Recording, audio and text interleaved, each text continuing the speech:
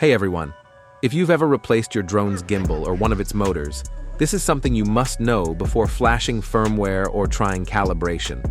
Most people skip this and end up wasting a lot of time. Before you even touch firmware or start calibrating, make sure to test if your gimbal is actually working. There are 3 simple movements to check if each motor is functioning.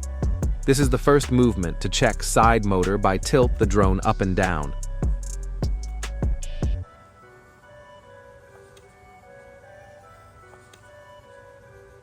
The second movement is this, to check the back camera motor.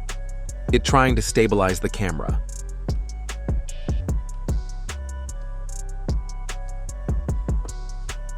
And the last one is bottom motor.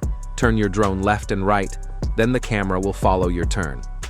If one of these doesn't move, it means your gimbal isn't functioning properly. And if the motor doesn't move, calibration will definitely fail.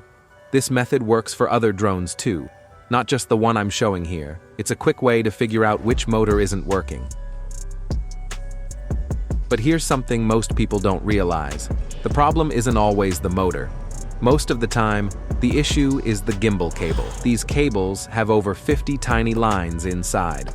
If even one of those lines breaks, the gimbal can stop working completely. So if you're seeing issues, my #1 recommendation is replace the gimbal cable first. It's cheaper, it's easier, and in many cases, it solves the problem right away. If the issue still happens after replacing the cable, then the problem is your gimbal motor. Thanks so much for watching. I hope this helped you save time and avoid frustration. If you have any questions or want to share your own experience, drop a comment below. I'd love to hear from you. And don't forget to like and follow for more drone repair tips.